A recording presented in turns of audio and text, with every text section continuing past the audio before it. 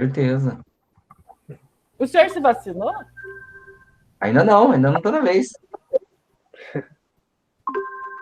Porque eu achei que já estava vacinando os professores, mas é só os da rede básica? Agora o governo que reservou 20 mil vacinas para o ensino superior no Paraná. Então vamos esperar aí, que eu acho que na Eu não quero próxima voltar com semana as deve aulas. liberar. Já começou a dar suas aulas, professor, esse ano? Já. Brasil 3 por enquanto. O pessoal está animado? Estão participando das Ah, aulas? foi bem legal a primeira experiência. Bem legal mesmo. Não, Foi bem divertido. o pessoal só elogiando o senhor ultimamente. Pelo menos o pessoal do terceiro ano que teve aula, assim, pelo que eu ouvi, eles ficaram muito felizes assim, com as aulas que o senhor tá dando assim, pra gente. Legal, obrigado. Que bom.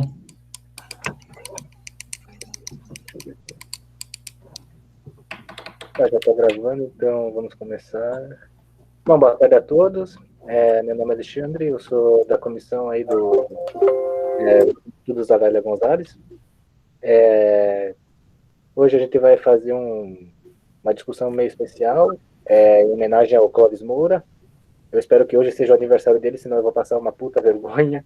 Mas, enfim, basicamente, a gente decidiu, eu pedi para a galera aqui, né, da comissão, né, Murilo, Juliano, que estão me ajudando, né, para a gente dar uma segurada nas discussões em torno das obras dele, né, para a gente fazer uma homenagem, que no dia de hoje marca o aniversário dele, né. E então, para isso, o Murilo, né, também sugeriu da gente fazer as nossas discussões em torno do livro Sociologia do Negro Brasileiro. Então, deixa eu ver. Ana e Paulo, querem se apresentar aí para o pessoal? Queria que vocês recebessem aí a Ana e o Paulo, que fazem parte aí da comissão também.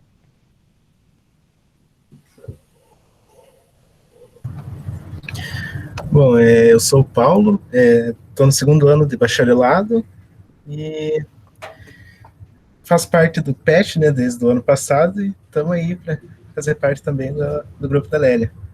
E já participou também. Você já fez uma fala muito bacana para a gente no dia 13 de maio, em torno da Lei Áurea. Foi muito bacana a discussão. Ana, você está aí? Oi, tô aqui. Se apresenta aí, Então, boa tarde, gente. Bem-vindos. Meu nome é Ana, tô no segundo ano agora. Tô no PET também desde o ano passado e por livre e espontânea pressão do Alexandre, também vamos contribuir. Espero conseguir contribuir aqui também para o grupo. Valeu. Murilo, Juliano, se quiserem fazer alguma fala inicial antes. Vamos por ordem alfabética, o Juliano se apresenta primeiro. Por mim, eu apresento direto que eu me propus apresentar e é isso. Mas eu sou o Juliano, estou no último ano do curso de História, graças aos orixás, e espero que termine quanto antes. E se hoje não for aniversário do Clóvis Moura, você posta esse vídeo no dia que for, né? Daqui um mês daí. Daí, de algum modo, já coloca aí um band-aid simbólico. Então, e também faço parte do coletivo Ileaída, o EPG, né, de estudantes negros e negras. E é isso. Eu já me apresentei antes e tal. Bom, gente, vocês já me conhecem, né? Estive aqui com vocês no mês de abril, né? Quando a gente fez aquela discussão sobre samba, né? Carnaval. Foi isso? Faz um tempinho já. E, enfim, né? Fazia parte do PET, de tudo aquilo que vocês já sabem, né? Ajudei a estruturar esse projeto do grupo. Né? Atualmente também faço parte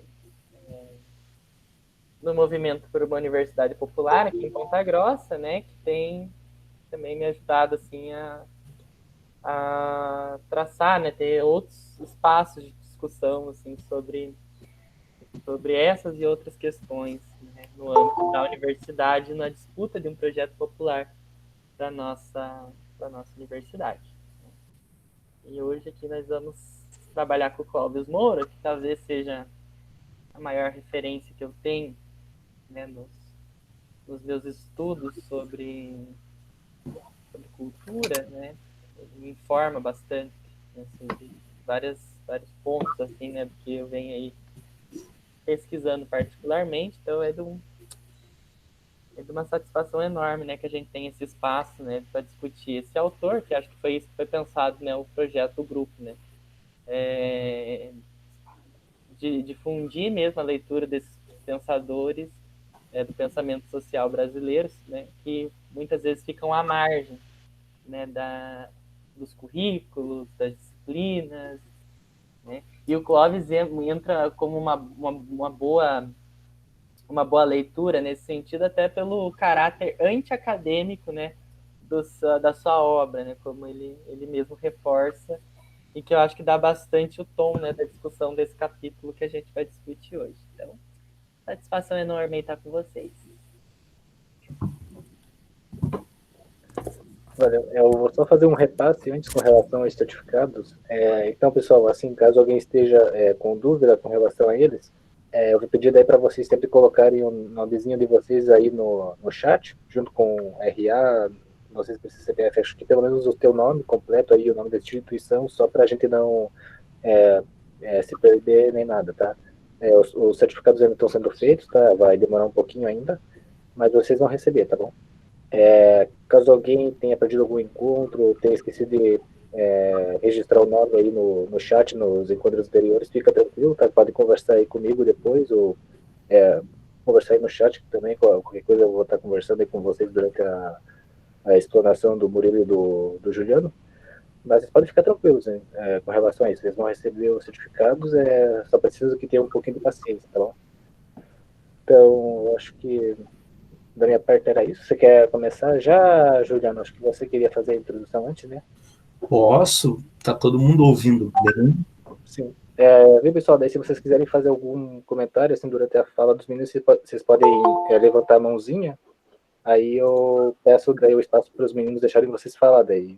Porque isso aqui é um debate mesmo, vocês não precisam se sentir acanhados nem nada. Podem fazer observações, tirar dúvida, qualquer coisa. Vai que é tua, Juliano. Tá, eu vou esperar, não. Eu até coloquei um cronômetro aqui, eu vou esperar não exceder 10 minutos, porque é mais interessante circular as impressões de leitura do que ficar falando e tal. Bem, eu acho interessante falar como eu conheci a obra do Clóvis Moura. Eu conheci a obra do Clóvis Moura por um silenciamento, né? Porque normalmente quando se fala em clássicos do pensamento brasileiro, e agora com essa pandemia, há vários cursos que estampam esse nome, né? Clássicos do pensamento brasileiro, ou mais especificamente, clássicos do pensamento social brasileiro, né? E você vê lá o Gilberto Freire, Celso Furtado, Florestan Fernandes, Sérgio Buarque de Holanda, enfim. E o Clóvis Moura nunca está nesse cardápio de intérpretes da formação social do Brasil, né? É um autor que não aparece, e é um autor que é estudado na universidade tal qual como Fanon. Por quê? Porque é um autor que chega na universidade por meio dos militantes. O Fanon também, ele vai chegar na universidade por meio dos militantes. A gente tem aí, a critério de exemplo, a gente tem as duas primeiras teses sobre o pensamento Fanon no Brasil, a primeira de 2009, que sai na UTFPR, em filosofia, a segunda de 2016, em sociologia. Tanto o Ivo quanto o Davidson, eles são militantes do movimento negro, e o encontro que eles tiveram com o Fanon foi no interior da militância, né? Então, eles vão transformar essas experiências da militância em produto acadêmico. Mas não só em produto acadêmico, mas para pensar a própria conjuntura e os modos de luta. Eu digo isso porque o Clóvis chega também na universidade por essa potência militante, né? Não é um autor que é privilegiado nos currículos, né? Mas ele é trazido pela militância. Então, eu colocaria esse primeiro ponto, porque o que me interessa aqui é muito mais o lugar do Clóvis no pensamento sociológico brasileiro do que especificamente a sua trajetória, né? Porque ele nasce lá em 1925 e morre em 2003, nasce no Piauí, tem uma vida, assim, exemplar de militância, vai militar no PCB, vai militar no movimento negro, ele vai militar no MST, né? Então, a vida toda do Clóvis é uma vida de militância, né? Eu acho que ele não parou um momento de construir relações com diferentes frentes e pautas de anti-opressão e anticapitalistas. Então, Nesse sentido, ele tem uma vida muito ativa, afirmativa dentro da militância, e a obra dele não é excluída da militância, né? Então tem toda uma praxis negra, e a luta pelo socialismo, a luta contra o latifundiário, enfim. Então alguns vão falar que há uma praxis negra na obra do Clóvis Moura. Enfim, mas teoria e prática, né, a praxis está entrecruzada na obra dele. Mas me interessa pensar aí como que o Clóvis Moura, em certo sentido, vai abordar a própria história do negro no Brasil. Porque ele vai escrever um livro na década de 90, em 94, mais especificamente, que eu falei antes de estar gravando, que é As Injustiças de Clio, né? O negro na historiografia brasileira. E é muito interessante pensar nisso e pensar em como o Clóvis está abordando a história do negro no Brasil, né? Porque eu tenho uma chave de leitura em relação a isso, que é a chave dos marxismos negros, que eu estou tentando investir algumas interpretações em torno disso. Esse termo é de um sociólogo afro-americano, de 1970, que é o Cedric Robson. Ele tem um livro chamado Marxismos Negros, e isso me interessa na medida que eu posso pensar links, até mesmo intercontinentais, de lutas na escrita da história, né?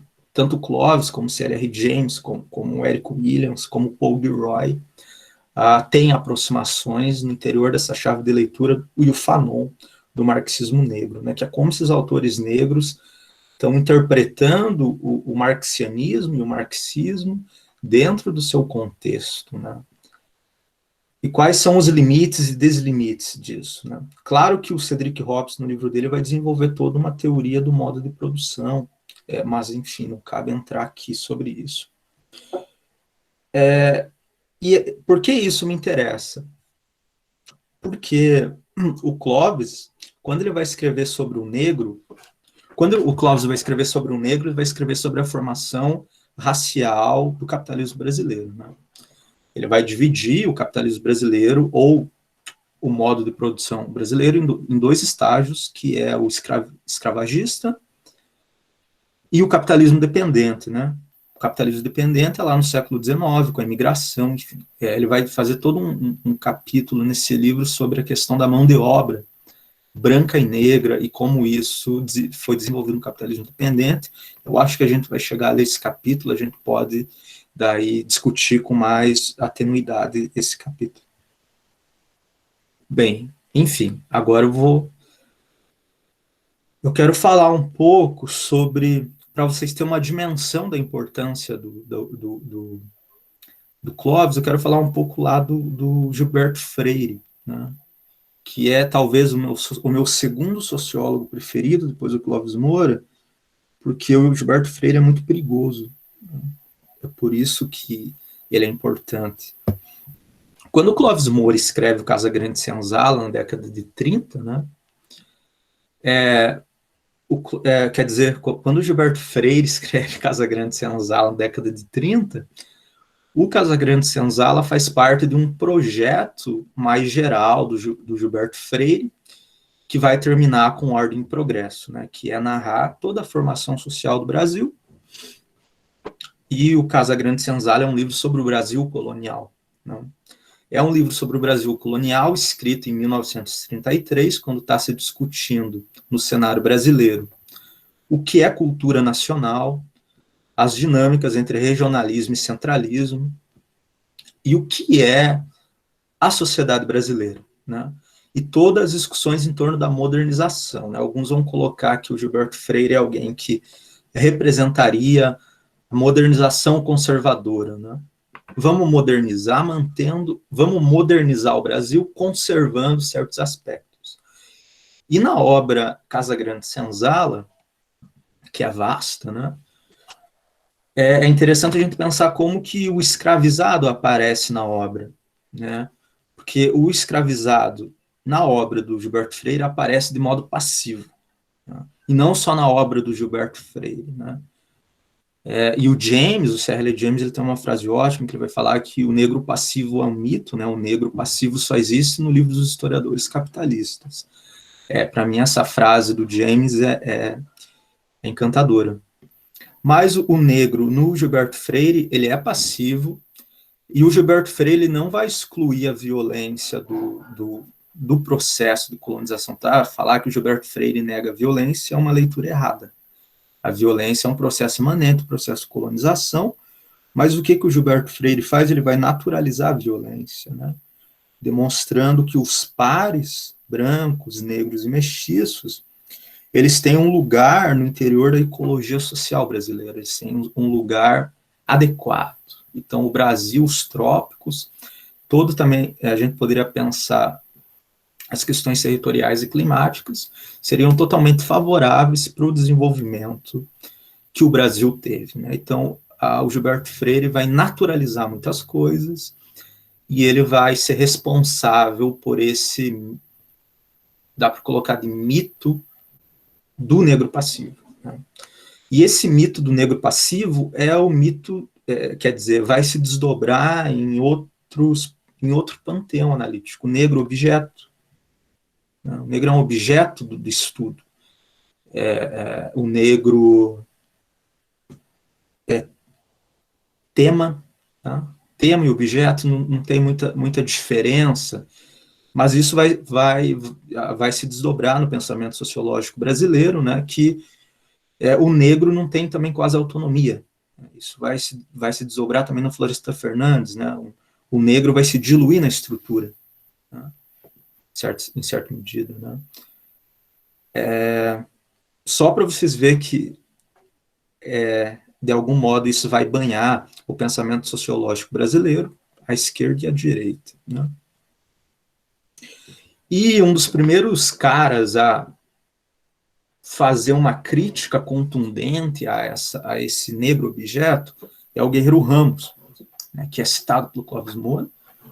O Guerreiro Ramos vai ser interessante também porque ele vai fazer um balanceamento crítico de alguns intelectuais do Brasil muito importantes, principalmente do século XIX, como Silvio Romero, né, que é um intelectual bastante estudado, lá faz parte da escola de Recife, tem sim um pensamento racista, só que não era comentado na época. Quer dizer, eu estou falando ali no século XX. E o Guerreiro Ramos vai ser responsável por fazer essa crítica, né, demonstrando o quanto o negro é banalizado nas abordagens no Brasil. Então, o Clóvis Moura ele vai beber do Guerreiro Ramos, do método da diluição sociológica ou dissolução sociológica.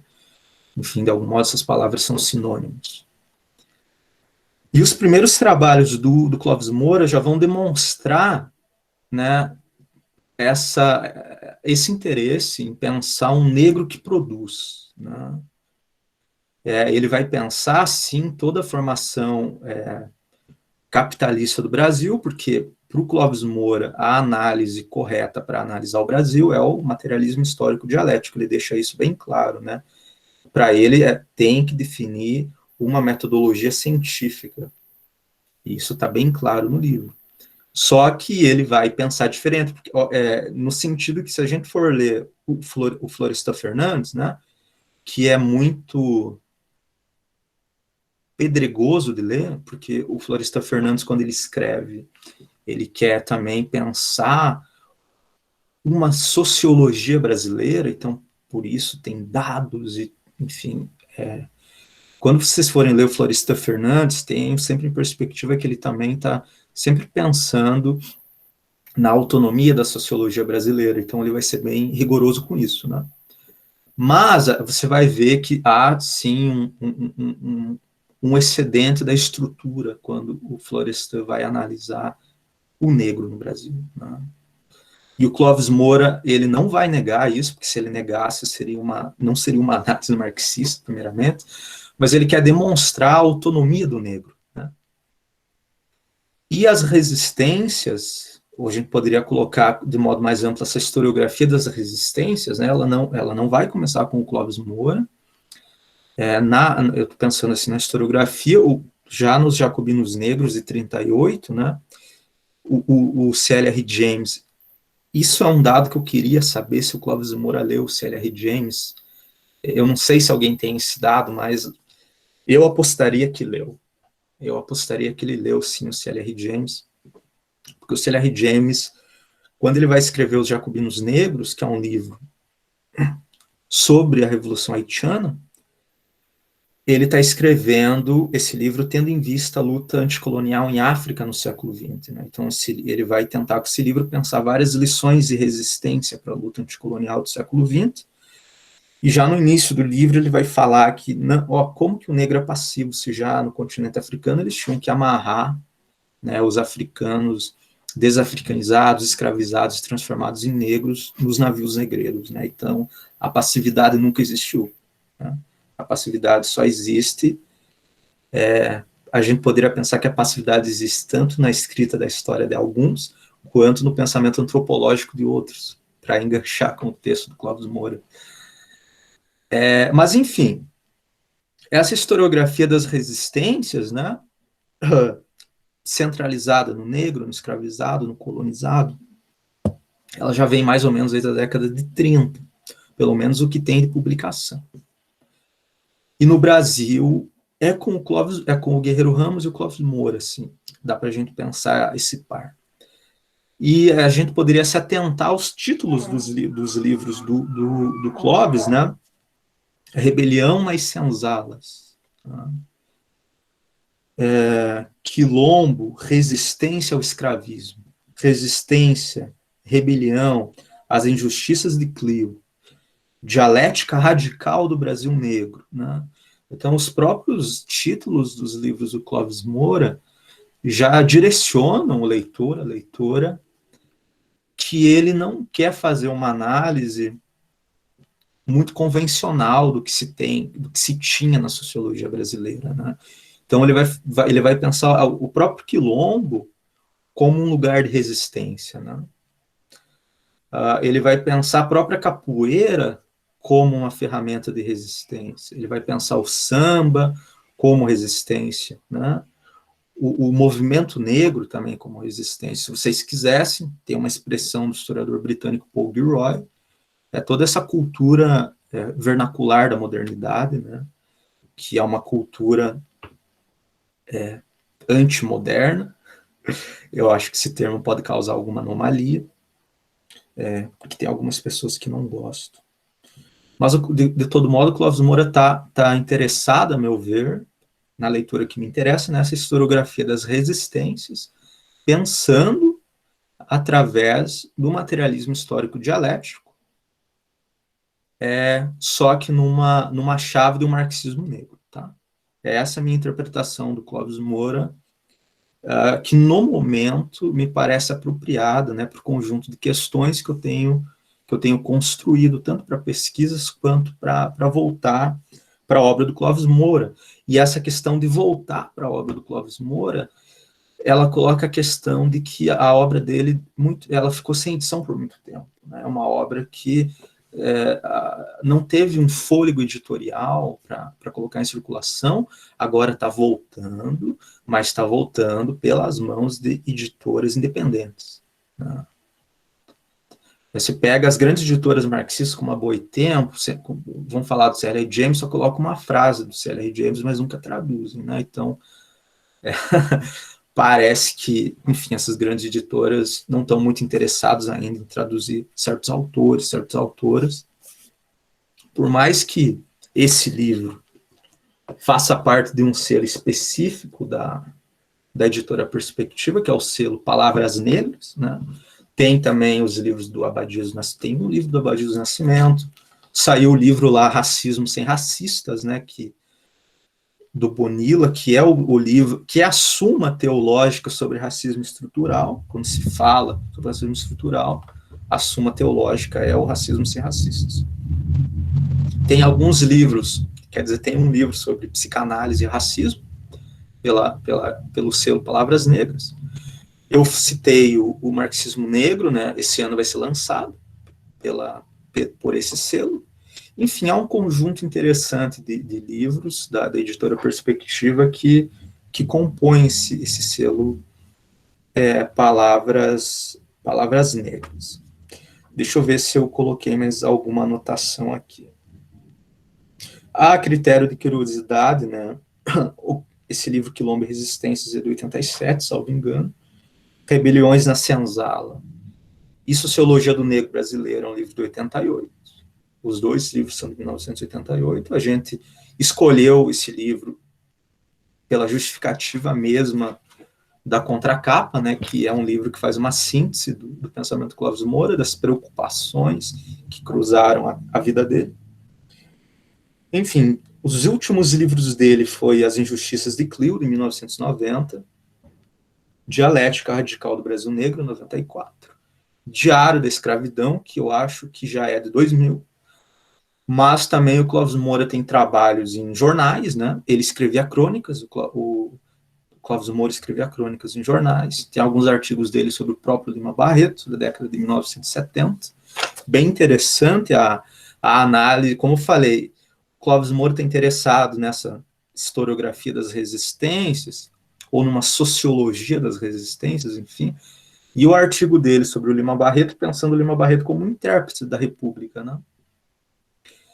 E era muito comum ou se tornou muito comum essa interpretação sobre o Lima, depois da tese do Shevchenko.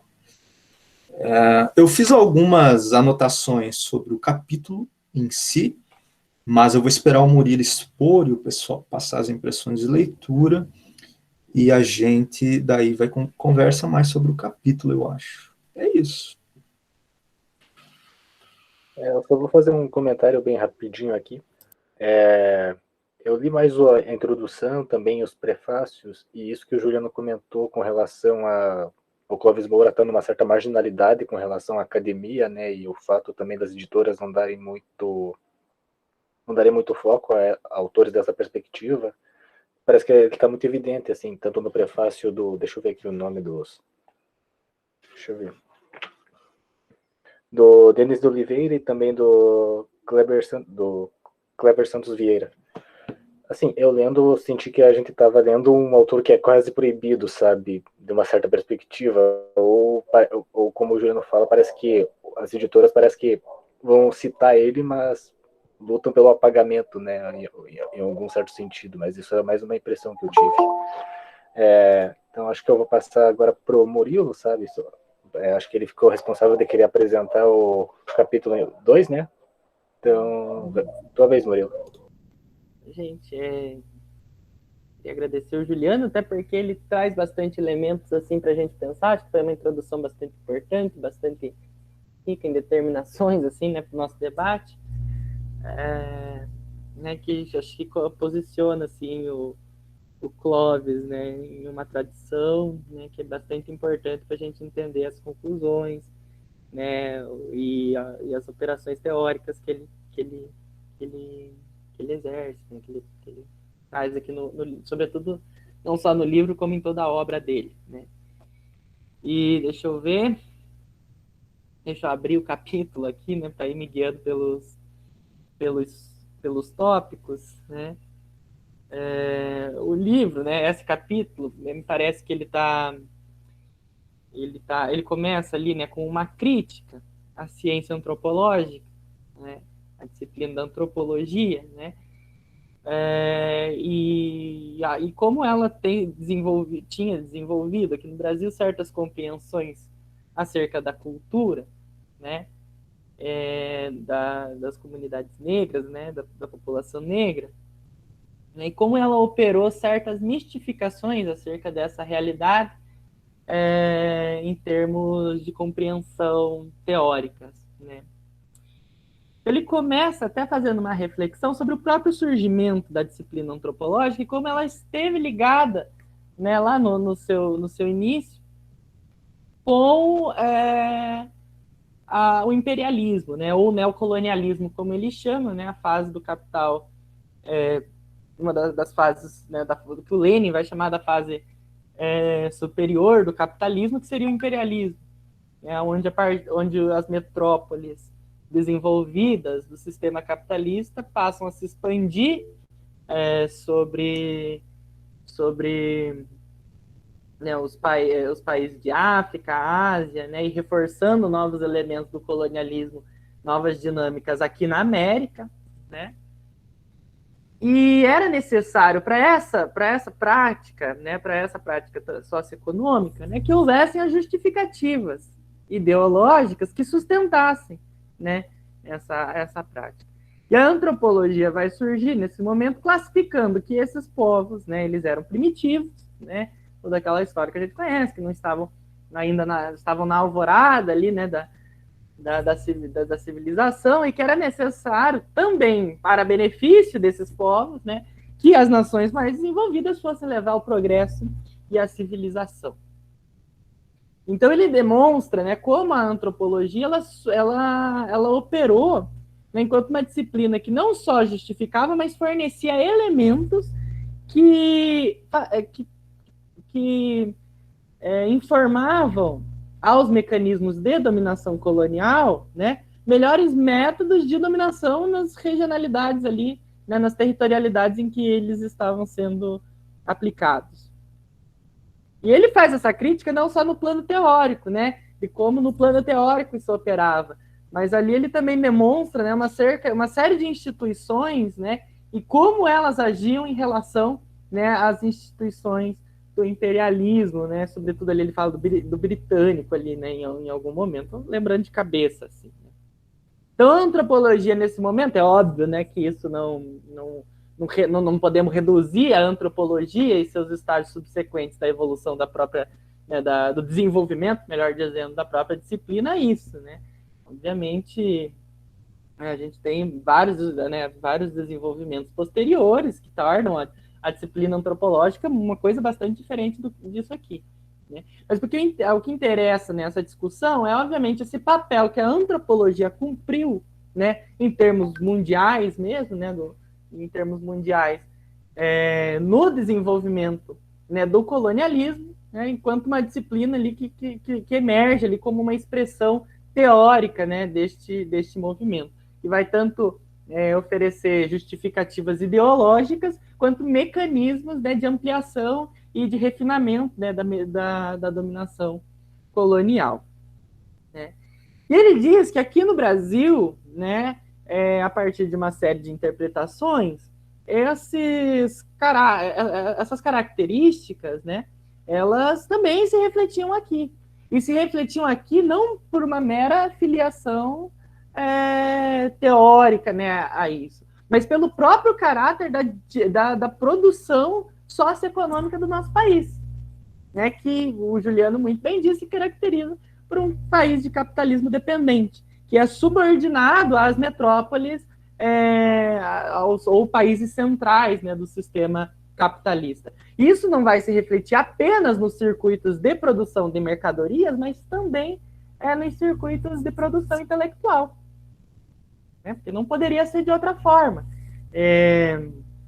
Então, há uma assimilação da ideologia do colonizador no próprio desenvolvimento de compreensões acerca da cultura aqui no Brasil, né? E que ele vai agora, né, a partir dessa explanação, vai desenvolvendo de como isso se aplicou, né, em termos de compreensão social e cultural aqui no nosso país, aqui no Brasil. Né? Então, depois desse tópico, né, ele vai falar ali sobre a questão do primitivismo fetichista, a pureza do cristianismo, né, onde ele trata do conceito, né, de sincretismo. E ele nos diz que a compreensão acerca do que era o sincretismo, né, estava ligada a uma compreensão de que o catolicismo, que não era apenas, né, um aparelho ideológico, né, da colonização, né, do caráter colonial brasileiro, mas também operava na estrutura escravagista, né, a partir de suas instituições.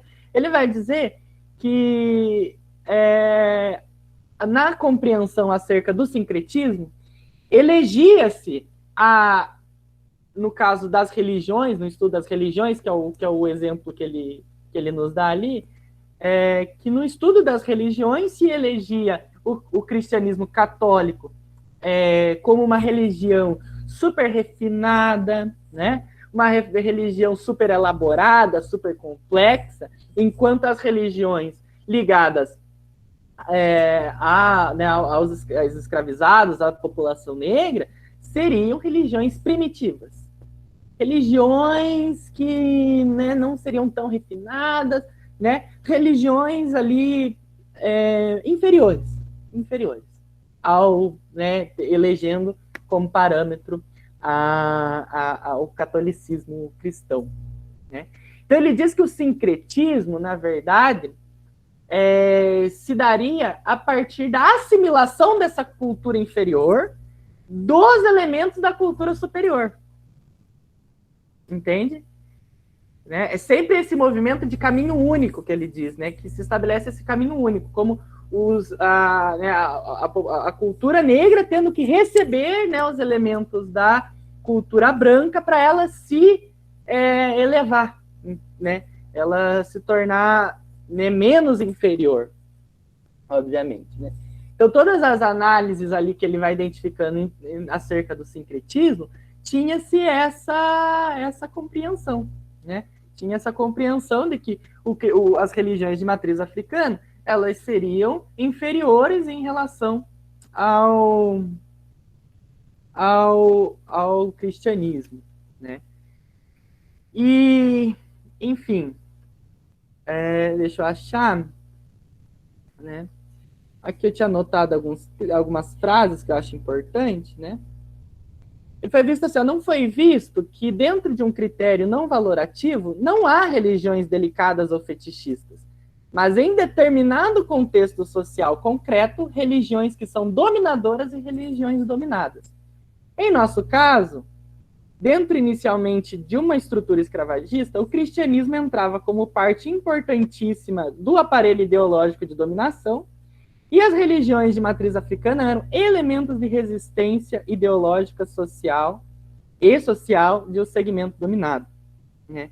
Aí ele citando, né, a autora Juana Elben dos Santos, né, tem uma frase lá que eu acho bem interessante, que ele diz assim: toda uma multiplicidade de designação leva implícito negar o caráter de religião ao sistema místico legado pelos africanos e reelaborado por seus descendentes, despojando-os de valores transcendentais e encobrindo, sobretudo, o papel histórico da religião como instrumento fundamental que nucleou os grupos comunitários que constituíram em centros organizadores da resistência cultural e da elaboração de um ethos específico que resistiu às pressões de desvalorização e de domínio. Então, não era à toa, né, que a religião dos negros aqui na nossa história, elas passaram por esse processo. Mas é que, dentro dessas formas de resistência que o Juliano pontua na fala dele, eles eram um aspecto nuclear. Eles eram um aspecto que agregavam essas formas de resistência. Então, esses elementos religiosos funcionavam também como elementos dinamizadores de práticas de resistência, né, ao escravismo, né, e toda a sua herança. Então, aí ele vai passar para a crítica do conceito de assimilação e aculturação. Vou tentar reduzir um pouco aqui para aproveitar esses 10 minutos para a gente ter pelo menos mais uma horinha, 40 minutos aí de discussão livre, né? Mas, então não era à toa. Porque ele pontua ali, por exemplo, por que o budismo, né, quando entrou aqui no Brasil, ele não passou por esse processo? Ou outras, né, de reformas religiosas aqui. Porque eles não funcionavam, né? Não tinham essa dimensão dinamizadora de práticas de resistência. Certo? Então, e ele pontua ali nessa fala também um aspecto muito interessante, é que né, o conceito de assimilação, por exemplo, e de aculturação, ele vai dizer, eles encobrem a estrutura de poder que condicionam essas trocas culturais entre essas diferentes culturas. Porque a partir do momento que ele fala, a partir do momento que você considera que as mudanças, porque ali, né, está presente também, né, e ele vai fazer uma crítica ao conceito de democracia racial, porque se dizia o seguinte, ó, tanto uma cultura como a outra está assimilando elementos entre si. Então, não tem mais esse negócio de racismo aí, porque ambas as culturas estão estabelecendo trocas entre si. A questão é que esse discurso encobre, e aí entra, né, a importância da análise materialista histórica, né, da crítica ao capitalismo dependente que ele opera, porque ele, a partir dessa crítica, ele consegue demonstrar a estrutura de poder que condicionava essas trocas. Porque as trocas não eram entre uma cultura e outra que estavam equalizadas no plano do poder. Elas não estavam equalizadas, mas sim, elas desfrutavam ali, né, de uma relação entre cultura do colonizador e do colonizado, ou seja, uma cultura dominadora e a cultura dominada. Certo? Então, e ele também vai dizer que daí as sobrevivências desse processo, né, as sobrevivências culturais desse processo, por exemplo, a ideologia branca ela vai ressignificando essas sobrevivências, né, tentando tirar o caráter realmente dinamizador que eles exerciam no seu contexto histórico, né, a partir da criação desse exotismo, né, como se essas práticas que persistiram a todos esses processos fossem memórias de um passado distante, né, algo assim lá distante, da alvorada lá, né, do início da nossa história, né, como folclore mesmo, ele vai falar ali, né, e não como esse aspecto dinâmico da vida desse sujeito. Entende? Então, a parte que não conseguia ser assimilada era ressignificada, tentando realmente, não lembro bem a palavra que ele usa agora, né, mas tentando realmente neutralizar essa palavra que ele usa, né, o potencial que esses elementos exerciam, né, nos núcleos, né, associativos dessas comunidades. Então, é bem interessante assim a leitura que ele faz, né, porque a crítica teórica ali, o embate que ele está tratando é teórico, né, ali nesse capítulo, sobretudo com a antropologia, né? Mas ele não perde de vista nesse debate teórico a prática social que ela informa, né? E eu acho que isso caracteriza muito bem, né, o marxismo, né, que ele visa construir, né, que o Juliano falou, que é um marxismo militante, né, não é esse marxismo acadêmico, né, que às vezes a gente encontra nos departamentos da vida, não, né, pensamento. Aí ele está tratando um debate ali anti-acadêmico mesmo, né, ele está enfrentando as leituras que se faziam acerca, né, dessas experiências, né, e talvez se deva a isso, né, o próprio apagamento dele na trajetória do pensamento social brasileiro, quando, né, a partir desses grupos que o Juliano falou, né, que a gente vê que parece que ele não tem muito lugar, talvez porque ele incomoda, né? Só por isso. Talvez porque ele incomoda bastante, né? Então, é fundamental, né, para ele, nessa crítica teórica, demonstrar não só as lacunas teóricas, né, mas a prática social a quais essas teorias estão ligadas, né? Que elas, justamente, elas informam, né, essas dominações, esses mecanismos de neutralização, né, das associações, né, existentes entre os negros na história do nosso país, né, diferentes e variadas e plurais formas. Então, e mais para frente no livro, eu acho que isso vai ficando cada vez mais claro, né, sobretudo nos próximos 2 capítulos, né, a gente percebe, né, a aplicação disso, né, desse debate mais, parece um debate mais ali, né, conceitual e tudo mais, a gente vai percebendo, né, vamos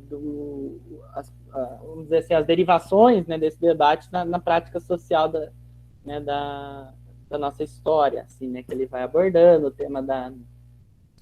o tema da mão de obra, né, da imigração, né, ele vai conversar lá sobre a escola de samba, sobre, né, a Umbanda, o Candomblé e os Xangôs pernambucanos, né, que já é pontuado aqui nesse capítulo, né, a gente vai vendo realmente, né, o andamento dessa discussão em termos mais concretos, né, no decorrer do livro. Mas acho que seria isso, sim, talvez teria mais coisa para falar. Deixa eu ver aqui. Eu tinha anotado algumas questões. Ele fala, né, que o traumatismo do nascimento não é apenas da antropologia no Brasil, mas do nosso pensamento social de um modo geral, quase todo ele influenciado em maior ou menor nível pela ideologia do colonialismo. Então ele tenta evidenciar, né, o caráter presente dessa ideologia do colonialismo, não só na antropologia, né, mas em todo o pensamento social brasileiro. Então, ele trava mesmo uma batalha, né? O Althusser, na França, falava, né, que a luta de classes ela também se faz no campo da teoria. E me parece que um dos grandes exemplos de militantes teóricos que a gente pode ter na história do Brasil é o Clóvis Moura, né? É a partir da construção dessas compreensões da nossa realidade, né? A partir dessa postura, né, que visa informar uma transformação, né, da sociedade brasileira. Né? Daí cabe a gente, mais para frente, talvez nas próximas discussões, discutir, né, o conceito de quilombagem, né, que ele vai tirar lá da sua escrita sobre a história dos quilombos. Né? Enfim, emerge da leitura do Clóvis Moura assim, né, um Brasil que realmente não está no retrato. Brasil, né, que muito brilhantemente foi retratado pela Mangueira, né? Eu sempre falo desse samba enredo, me parece que cabe fazer esse link, né, entre a obra do Clóvis Moura, porque é esse o Brasil que emerge da sua leitura, né? Esse Brasil que resiste, né? Esse Brasil que pode ser, né? Que virá a ser um dia, eu creio, eu espero, né? Mas que pela tristeza do Brasil que nos dá um certo trauma, assim, né? Quando a gente compara esse Brasil que pode ser com o Brasil que é, né? E ali emerge, né, que na leitura dele, né, esse Brasil que a resistência sempre fez parte. Né? Quando o Juliano fala ali que parece que há ou quando o negro não é apresentado como dócil, né, ele é apresentado como totalmente determinado pelas estruturas, né, coloniais e capitalistas que aqui existiram, né. É um erro ali que até o Florestan, né, um sociólogo da envergadura do Florestan, às vezes acaba cometendo. Mas ali a gente consegue ver, né, o equilíbrio mesmo, né, daquela grande frase do Marx, né, de que os homens fazem a sua própria história, mas não a fazem como querem, né, mas sim sob condições que lhes são legadas. E parece que a obra do Clóvis Moura também tem essa qualidade, né, de conseguir equalizar muito bem o papel dos indivíduos, né, o papel dos sujeitos, melhor dizendo, frente às estruturas históricas, sem hiperdimensionar qualquer um dos polos, né, dessa relação. Então, acho que seria isso. O Juliano, galera, aí, se eu falei alguma abobrinha, fico à disposição de corrigir. De ser corrigido, melhor dizendo.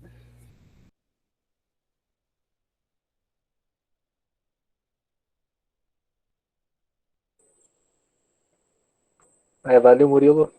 Eu só queria lembrar o pessoal que teve nos encontros anteriores, quando a gente discutiu tanto a Lei Áurea, como também no último encontro, né, quando a gente havia discutido o livro Lugar de Negro, né, um dos aspectos que era sempre tratado era a forma como o negro acabava sendo marginalizado, assim, às vezes por conta do mercado de trabalho opressor, e também por algumas vertentes marxistas que eram meio, eu não vou falar atrasadas, mas meio retrógradas, ou que tratavam mais o racismo dentro do mercado de trabalho só como uma forma de desarticular a classe trabalhadora por meio da raça, mas em alguns momentos não era, a questão do racismo não era tratada como um todo, e eu acho que como o Murilo e o Juliano comentaram, o Clóvis tenta trazer o racismo mais como ele tenta articular, como vocês falaram, né, tanto a teoria como como é que fala?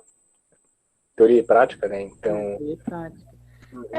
Tem essa questão importante, né? Porque o Clóvis, por exemplo, um dos primeiros uma das primeiras polêmicas que ele se envolve é com o Caio Prado Júnior, né? É a figura que consolida, né, o marxismo aqui no Brasil, né? E ele tinha essa compreensão de que o escravizado ele era apenas objeto de dominação durante o colonialismo, né? Durante o Brasil colonial. Está lá em vários livros dele, né? E o Clóvis não se convence, né? Dessa narrativa, dessa compreensão. E tanto que, se eu não me engano, né, quando ele falou de estudar, que acho que o primeiro foco de estudo do Clóvis é os quilombos, né? E quando ele falou, por exemplo, que queria estudar o quilombo, assim, o Caio Prado tentou até mesmo, como que eu posso dizer, falou assim, viu, não, isso aí não dá nada, não, né, dedique para estudar outra coisa, assim, isso aí não, né, não vai dar muita coisa, assim, né, como se e o Clóvis fica louco com isso, fala, não, você tá maluco, né, e um dos grandes, daí um grande, né, outro nome do marxismo que tem uma relação com o Clóvis ali, que é o Nelson Werneck Sodré. Ele, por outro lado, né, muitas vezes a gente lembra do Nelson Werneck Sodré como autor do feudalismo no Brasil, que é uma idiotice, né, ridículo, assim, reduzir a obra do cara a isso, né? Mas o Nelson Werneck Sodré foi uma pessoa que, na verdade, fez o contrário do que o Caio Prado fez, né? Falou, não, vai, estude, é isso aí mesmo. Meta a cara, precisa, né? E o Clóvis vai perceber lá na frente, né, que o quilombismo, na verdade, né, a quilombagem, ela, na verdade, não foi exceção nenhuma na nossa história, ela foi a regra das formas de resistência durante a escravidão. Né? E após a escravidão também. Né? Então, ele percebeu a importância, né, dessa forma associativa na resistência aqui na história do nosso país, né? E, enfim.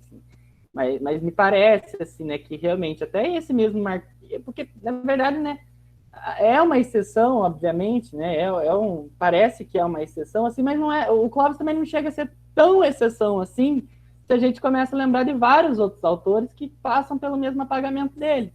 O próprio Nelson Werneck Sodré é um que a academia lincha hoje em dia. Tempos, assim. Clóvis, né? Por que essa galera não aparece? Guerreiro Ramos, né? Cadê essa galera? Eu acho que isso está muito ligado ali com o que o professor Hilton deixou nos comentários, né? Se vocês me permitem fazer a colocação dele aqui em voz, né?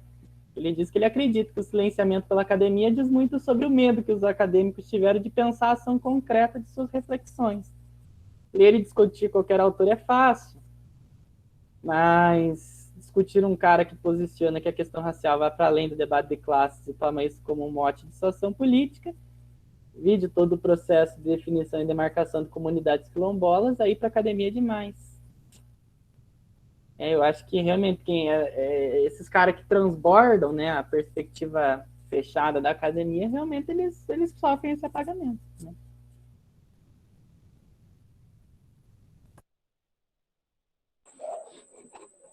Só antes de passar a palavra para o Juliano, quer falar, Juliano? Tá. Só vou avisar mais uma vez para o pessoal colocar aí o nome e também o nome da instituição aí no chat. Daí também, se vocês quiserem participar do debate, vocês podem só se manifestar no chat ou podem só levantar a mãozinha. Então, fique à vontade, pessoal. Você fala, Juliano. Eu tenho algumas impressões e leituras sobre o capítulo. Só algumas coisas rápidas. Espera aqui, tô com dor na perna. Eu acho legal esse capítulo, porque o Clóvis Moura, ele realiza um esforço de esquematização conceitual, né? Quais conceitos são contraproducentes para o pensamento sociológico no seu período, né? Claro que a gente sabe que a antropologia, para quem leu o Espetáculo das Raças da Lilian Schwartz, a antropologia no século XIX e XX era uma disciplina biológica. Né? A princípio, a antropologia foi uma disciplina biológica, porque ela estava muito mais relacionada em compreender as espécies, né? Atrasadas, inferiores. Né? Então, é interessante pensar que a antropologia, nascendo no colonialismo, no neocolonialismo, ela, a princípio, sim, é uma disciplina que ela tem um pensamento biológico muito influenciado pelo darwinismo social e pelas teses de determinismo e pelas teses eugenistas. Né?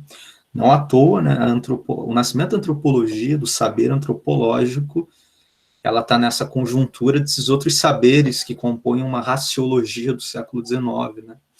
Os diversos saberes sobre a raça. Né? Então, a antropologia ela também nasce daí. Acho que essa análise é interessante também para pensar as colocações do Clóvis Moura, sendo um capítulo que pretende trabalhar, pelo que eu vejo, com certos limites epistemológicos, né? Até que ponto esse conceito é produtivo, né?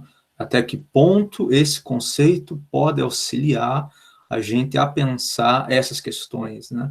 E ele vai, de algum modo, contextualizando e rebatendo esses conceitos e alocando a sua perspectiva materialista em relação a esses conceitos. Né? Ele vai fazer todo, a própria urdidura desse capítulo, ele vai esquematizar todo esse seu projeto, né, de desmontar esses conceitos. Eu acho isso bem interessante.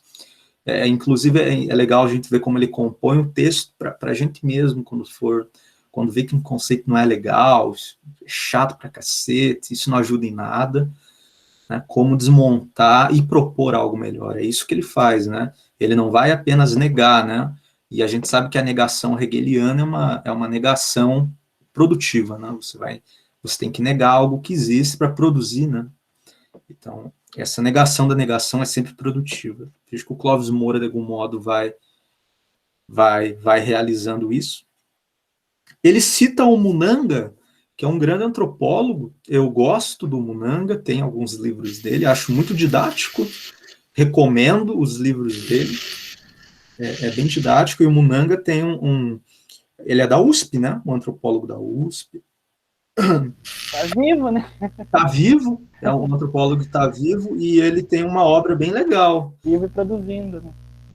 Eu li o Negritude e o Uso dos Sentidos, que foi o trabalho de dissertação dele, que saiu em livro pela Perspectiva, e gostei bastante. Enfim, então, primeiramente, eu vejo que o Clóvis Moura, ao pensar criticamente a antropologia, ele está pensando todo esse léxico colonialista que tem na antropologia, né? Eu acho isso interessante, e esse léxico, né, esse conjunto de conceitos, ou essa gramática, se vocês quiserem, tanto o sincretismo, quanto a assimilação, quanto a acomodação, quanto a aculturação. Veja que a assimilação e a acomodação são conceitos que a gente vê também em biologia, quando a gente está no ensino médio, né? São conceitos da biologia também. Né? Então, essa aliança a gente tem que ficar atento. Ô, Júlio, tem uma questão que eu acho que ia provocar você para conversar dentro disso.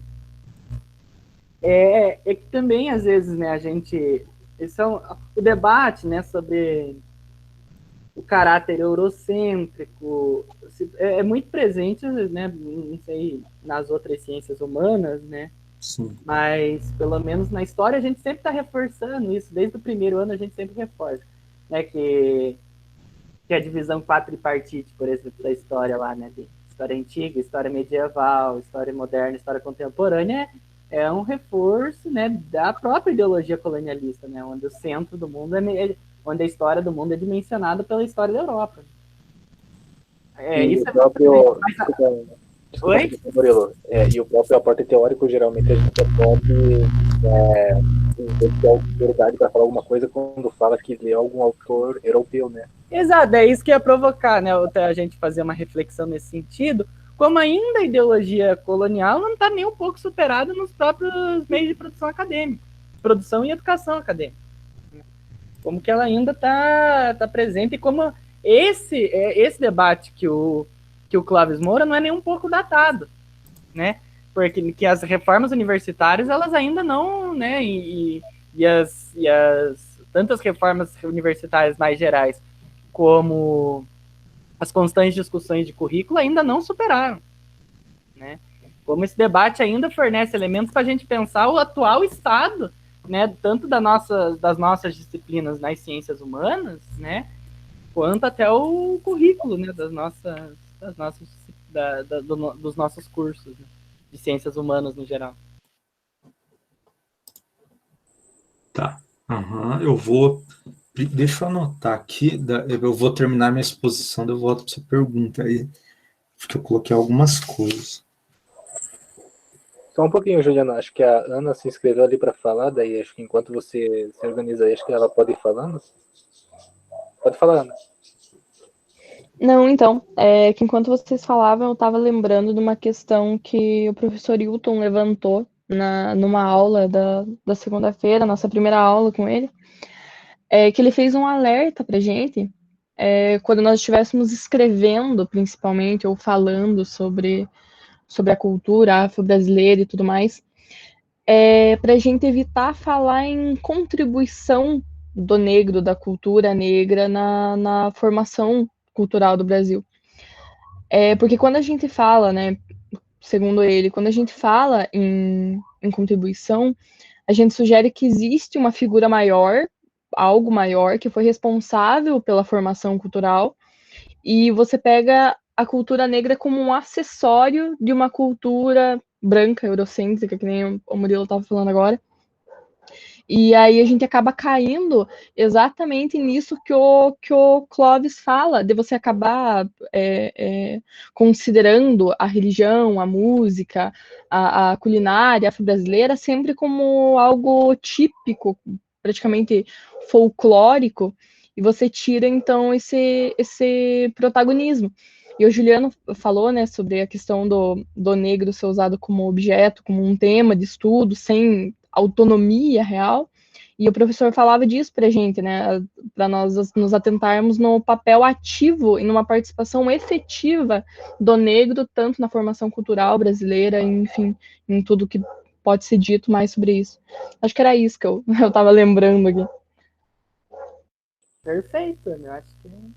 Eu acho que isso que a Ana comentou tem muito a ver com um certo viés negacionista que existe hoje em dia. Por exemplo, eu não lembro se foi Olavo de Carvalho, uma vez que havia feito um comentário dizendo que a contribuição dos negros e dos índios não teria contribuído em nada para a formação da cultura brasileira. Então, eu acho que quando a gente vê o que o Clóvis fala também nesse debate que a gente está tendo hoje, a gente percebe que isso não mudou muito, mas que o fato da gente estar aqui discutindo esses temas hoje em dia, aqui ter esse espaço, é uma forma de combater esse negacionismo. Quer falar, Juliano? Conseguiu se organizar isso? Consegui, anotei aqui, mas só para me não perder, o que eu estava falando sobre o próprio capítulo, né? Daí o Clóvis Moura vai colocar algumas questões interessantes, como a relação entre assimilação e branqueamento, né? Eu acho que esse é um tópico interessante, porque eu já falei em reuniões passadas que o branco e o negro são produtos da modernidade colonial. Só que um desses lados tem todo o monopólio. Né? Mas no interior da ideologia colonizadora são dois produtos ali da modernidade colonial. Eu não vi ainda uma interpretação melhor do que nesse caso da ideologia do colonialismo, do que aquela que está no Crítica da Razão Negra, do Bembe.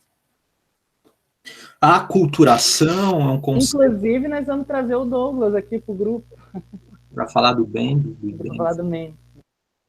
O outro conceito que é meio complicado, né, que é o conceito de aculturação, né? Eu acho esse conceito meio complicado de destrinchar e muito problemático, né? Essa aculturação. Porque se a gente fosse pensar em um sinônimo próximo da aculturação hoje, apropriação, aculturação, né? O sufixo a pesa muito aí.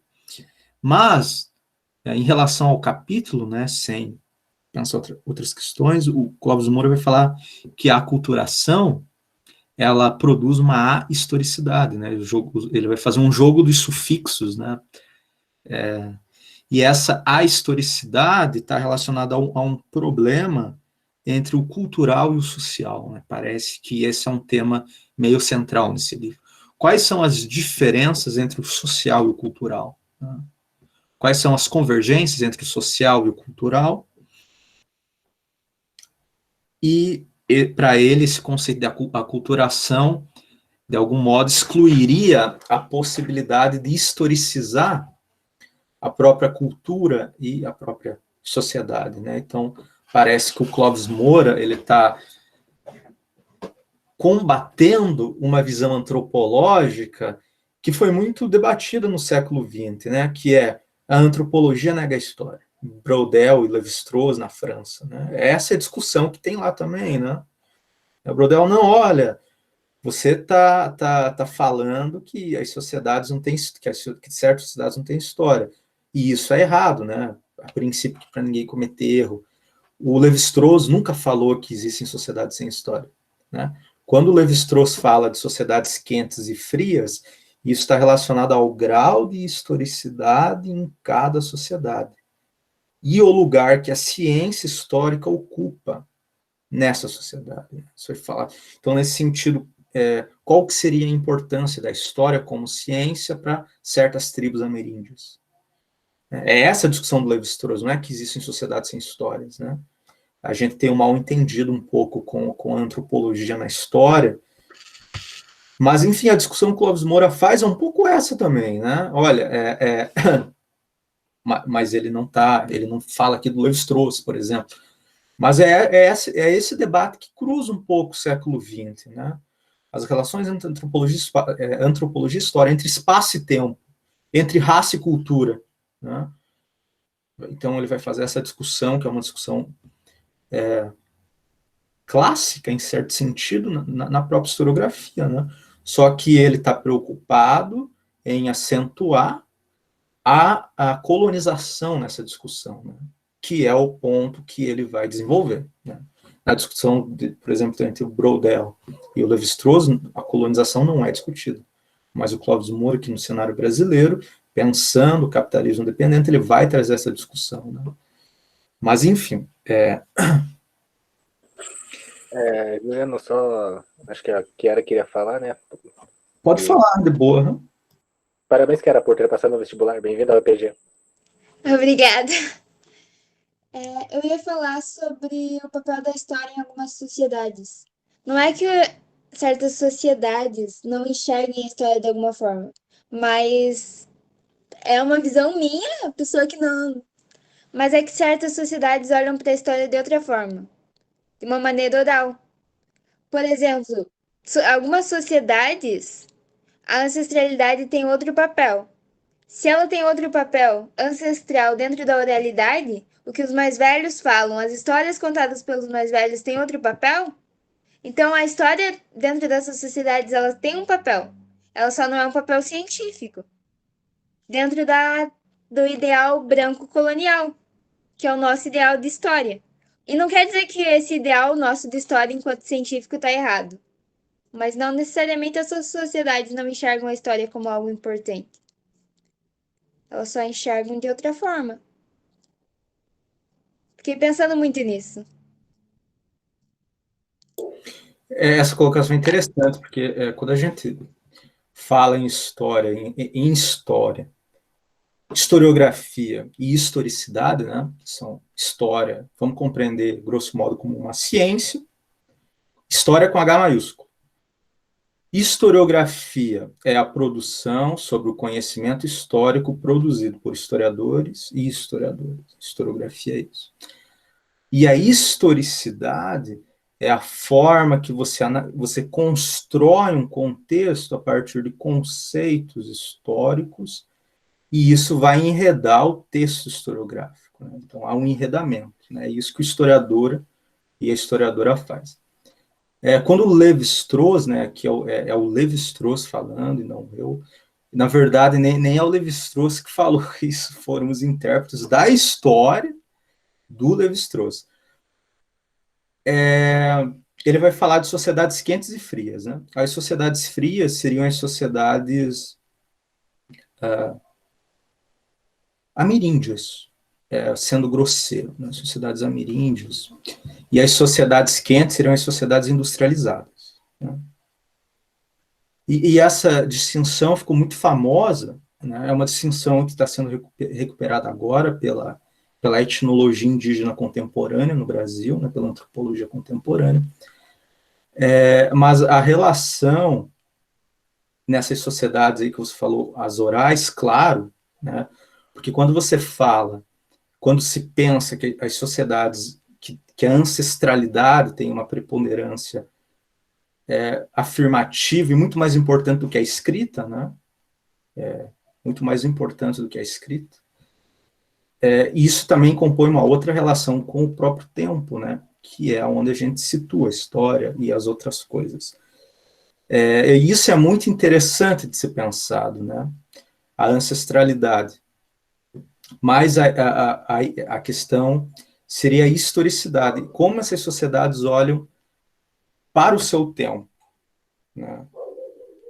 Porque quando a antropologia, grosso modo, ela vai fazer uma análise, em certa medida, presentista, né? Os antropólogos. Né? Eles não estão interessados, principalmente aí nessa antropologia colonial, eles não estão interessados em como certas sociedades se relacionam com o seu passado e seu futuro. Eles estão interessados em como essas sociedades podem servir ao processo civilizatório. Nós estamos no século XIX e XX, né? Isso foi, vamos usar um termo aí, foi sendo ressignificado depois, quando a antropologia, ela tira esse peso colonial em certa medida, mas não negar, né, toda a questão oral e ancestral, né? A questão é só conceitualizar mesmo. Ou seja, para esses caras, as outras sociedades só existiam em relação a eles. Sim. Toda a vivência delas existe em relação a eles. Ai, que lindo! Ai, maravilhoso! Não o Lévi-Strauss, né? Essa antropologia colonial aí do século XIX e XX, porque quando a gente pensa os trabalhos de antropologia da década de 50, a maioria dos trabalhos eram financiados pela Unesco. Né? A gente não pode esquecer desse ponto. Acho que é isso. É interessante pensar, né, como, fazendo, né, um ponto interessante, né, que uma das primeiras tradições teóricas a se apropriar, né, ao seu modo, obviamente, dessas discussões, sobre autodeterminação mesmo, né, desses povos foi o marxismo, sobretudo dentro da tradição leninista. Não só, obviamente, né, como mostra a própria existência, né, do James, né, que era mais ligado ao trotskismo e faz, né, essa questão ali, né, da historiografia da Revolução Jacobina, dos Jacobinos Negros, aí eu estou confundindo aqui, dos Jacobinos Negros lá em São Domingos, né, o atual Haiti, né. E agora está para ser lançado, por exemplo, né, as teses, as atas, né, do Congresso de Baku, se eu não me engano, né, que foi o Congresso dos Povos que atualizaram, né, esse congresso é conhecido por ter atualizado a última frase do Manifesto Comunista, né, que falava trabalhadores do mundo inteiro univos, né, e depois desse congresso se tornou trabalhadores e povos oprimidos do mundo unido. E o Lenin mesmo, né, tem um destacamento muito interessante assim, né, na produção mesmo, né, de uma perspectiva anticolonial, né, que foi o ponto de ligação, né, da teoria marxista ali, com o elo, né, que ligou a teoria marxista ao terceiro mundo, né, foi a partir da obra do Lenin ali, né, acho que até um dos pontos de discordância, assim, do James com o Trotsky, talvez era a ideia dele de exportar a revolução, né, que eles queriam exportar a revolução, por exemplo, para a Índia, né, a partir do Exército Vermelho, e a galera mais ligada ao Lenin ali falou, viu, a revolução, eles têm que, não dá para forçar ninguém a fazer a revolução, tem que ter um grau de autodeterminação. E daí eu recomendo até um livrinho bem curtinho, assim, que a Expressão Popular lançou, que é a Estrela Vermelha pelo Terceiro Mundo, que demonstra como realmente o marxismo reconheceu a autonomia, foi uma corrente muito importante para quebrar com essas interpretações colonialistas, né? E que essa quebra se deu não só nesse plano mais teórico da interpretação sobre essas sociedades, como ela se efetivou no plano prático com as revoluções anticoloniais do século XX. Às vezes eu falo assim, né, que as pessoas não entendem muito bem, assim, né? Mas o meu critério, assim, é a história, né? Para mim, o meu critério de verdade é a história, assim, né? E a gente percebe que na conquista, né, da autodeterminação, assim, esse marxismo anticolonial que surge ali com o Lenin, né, foi fundamental nos processos revolucionários e anticoloniais do século passado. Testemunha disso é o Fanon, né? E a Revolução Argelina, Thomas Sankara, Burkina Faso, Amílcar Cabral, que é citado aqui no livro também, ali nesse capítulo que a gente leu, né?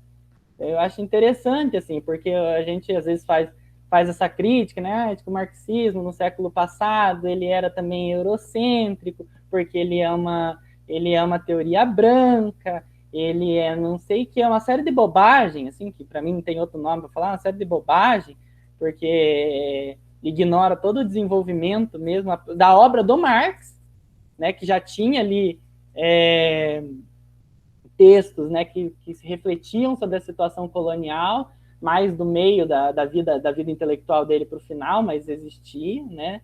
O Marx nas Margens é um livro que traz essa leitura dele, né? Que o Lenin desenvolveu e que a partir do Lenin se espraiou pelo terceiro mundo inteiro, né? Por aquilo que era chamado terceiro mundo inteiro. Então a gente também tem que às vezes tomar cuidado também, né? Aqui por causa não de algo que foi dito aqui, né? Mas isso está em relação com a obra do Clóvis, que também era um marxista, né, que demonstra que querer, né, fazer esse determinismo geográfico, né, de surgimento do marxismo, assim, é cair sei lá, no conto do vigário, isso aí, né, porque a prática, a história mesmo mostrou a importância que ela teve nos processos de conquista desses povos das suas autonomias, das suas próprias autodeterminações, né? E daí eu queria responder uma pergunta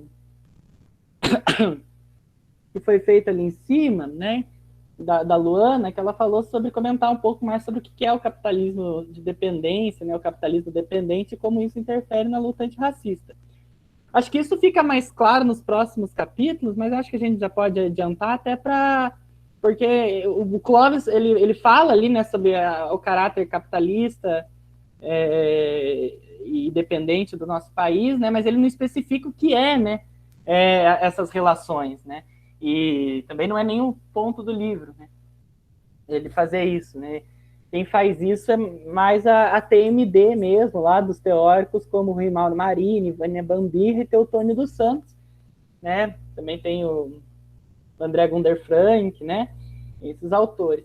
Mas o que seria um país de capitalismo dependente? Bom, o capitalismo dependente, né, esses autores vão dizer, é a dinâmica, né, a configuração do capitalismo que diz respeito à realidade, sobretudo latino-americana, né, que tem uma história, uma tradição de herança colonial, né, e que mesmo na transição, né, da quebra, né, com aquele colonialismo ligado, né, às sociedades íberas lá, né, ibéricas, né, no caso Portugal e Espanha, se permaneceram, né, certas características econômicas e sociais, né, dessa nossa Constituição, dessa nossa formação histórica, né?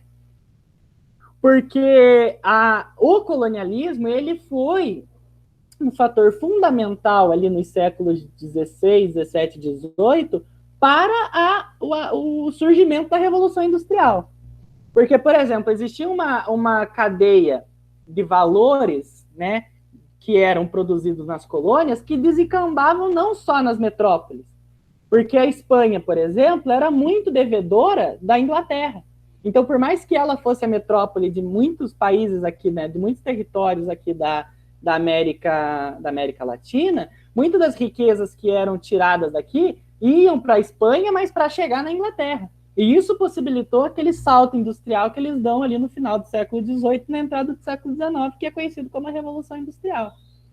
Então, para se sustentar, para esse capitalismo central, esse capitalismo desenvolvido, esse capitalismo, né, avançado, se sustentar, deveria existir uma série de países que nós podemos chamar assim de países proletários, que são esses países, né, que eram ou as colônias, né, no caso do imperialismo, ou esses do neocolonialismo ali, né, do final do século, das décadas finais do século XIX, início do século XX, né, que descambam lá na Primeira Guerra Mundial, mas também a existência desses países que já um pouco ali avançados, né, já passado desse estágio de colônias, né, estavam estruturando a sua configuração capitalista. Mas a burguesia que surge aqui, ela não tem as condições, por conta dessa própria configuração histórica, de avançar, né? Isso por conta de toda a cadeia produtiva, né? E não vai dar tempo de explicar muito bem isso, mas por conta de toda a cadeia produtiva e da configuração econômica que nós estávamos inseridos, a única possibilidade de avanço da industrialização, da modernização, né, do capitalismo aqui, era que as burguesias daqui, do Brasil, se associassem com as burguesias desses países centrais. Entende? Então, aqui no Brasil, nós não temos que lidar somente, por exemplo, com a burguesia nossa. A gente tem que lidar com um fator que escapa da análise de muita gente hoje em dia, que é chamado imperialismo, que é essa atuação das burguesias internacionais interferindo no nosso país, né, nos nossos territórios, para sustentar essa dinâmica mundial de circulação de capitais, né? Isso é um imperialismo, a grosso modo. Então, a nossa burguesia, ela se associa, né? Então, ela estabelece ali ligações comerciais, compromissos de classe, né? Que acabam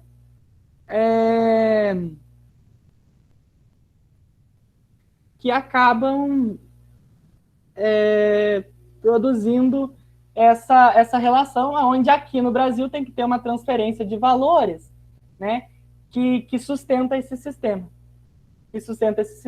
Tipo, aqui o nosso valor não fica só concentrado na nossa burguesia, mas é transferido para fora. E essa diferença que existe entre uma burguesia e outra, essa burguesia nacional e a internacional, a burguesia tenta aqui, intensificando ainda mais as relações, a exploração de trabalho.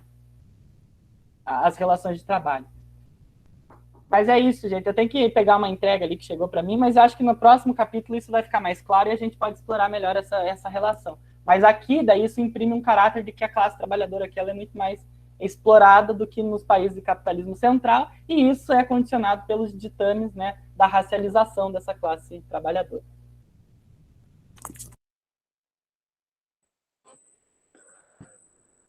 Bom, pessoal, alguém mais quer fazer algum comentário? Não sei, Juliano, se quiser fazer só um... Tranquilo? Só mais alguém? Não sei. Tudo certo então, pessoal? Se tiver perguntas também. Pode falar, Juliano. Não, só falei se alguém tiver pergunta também. Ah, tá. Então, tudo certo, gente? Alguma dúvida? Não sei. Se quiserem falar aí no chat. Bom, qualquer coisa, se não tiver mais nada, né? Vamos só esperar o Murilo voltar, que eu vou pedir para vocês ligarem as câmeras para a gente tirar uma foto, né? Para celebrar o Clóvis, né? Pegar aqui nossos livrinhos aqui do Sociologia, né? Para mostrar. Daí eu vou pedir só para vocês irem ligando as câmeras daí enquanto o Murilo não volta. A gente já finaliza aqui.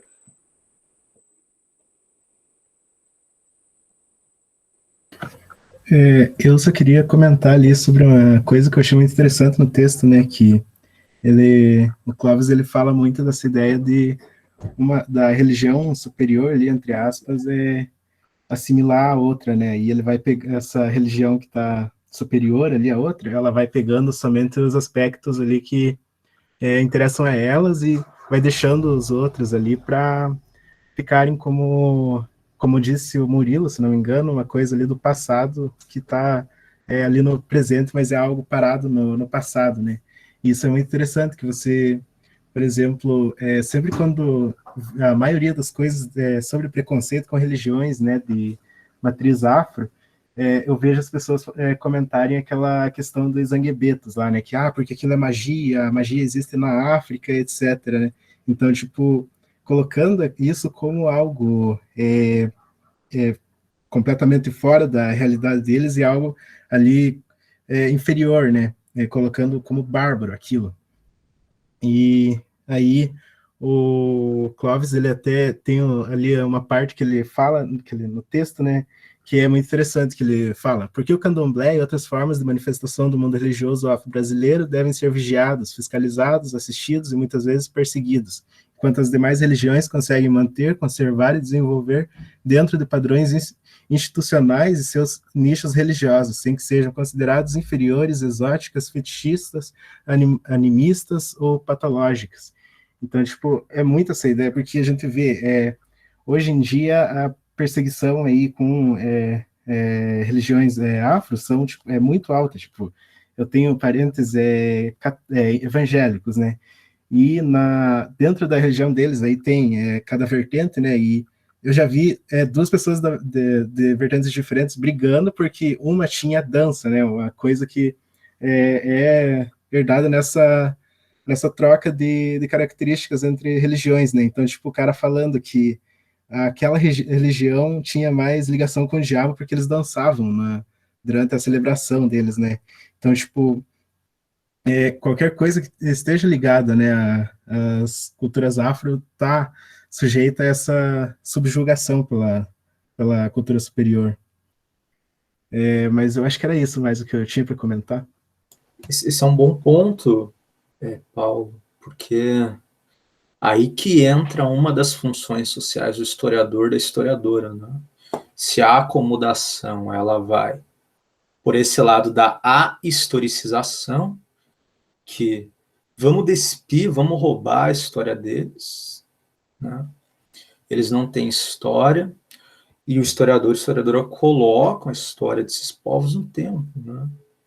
Coloca a história desses povos no tempo e demonstra a riqueza da história deles, de combate, de resistência, e, enfim, eu acho esse ponto bem interessante, e uma questão que foi colocada, só para encerrar, que eu não li muita coisa sobre isso, mas eu acho que merece um aprofundamento, é a relação entre negacionismo, né, e racismo, né? É uma lição básica, a gente não discute com negacionista, a gente discute o negacionismo, né? Não adianta perder tempo discutindo com negacionista, mas sim o negacionismo. O negacionismo a gente se discute enquanto categoria e o quanto isso prejudica, mas com negacionista nunca se discute, né? E essa relação entre racismo e negacionismo é muito interessante, porque o Brasil tem os negros certos, né? E esses negros certos podem ficar do lado da elite. A gente pode pensar aí no delegado da Cunha, que de algum modo está fazendo, mas ele é quase um policial branco, né? Mesma ideologia, né? e também o cara da Fundação Palmares. Esses negros são certos, eles podem estar do lado da elite, eles sim estão do lado do desenvolvimento da sociedade. É esses negros que são aceitos na classe dominante, os outros não. Esses são os negros certos que fazem parte do negacionismo também.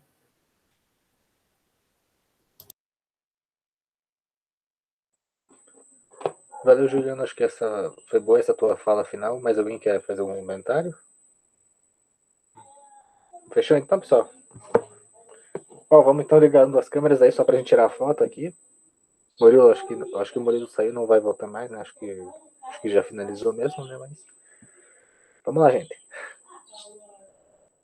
Cadê? Paulo, Ana, se estiverem aí, liguem a câmera.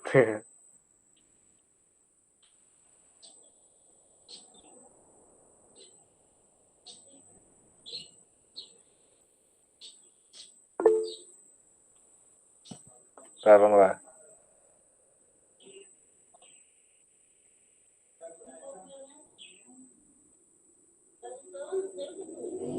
Valeu, gente. Obrigado aí pela presença de vocês. Até a semana que vem, então. Valeu, Luana. Tchauzinho, gente. Até mais. Até mais, Elida. Valeu, Juliano. Valeu, Paulo. Valeu, Ana. Finalizar aqui.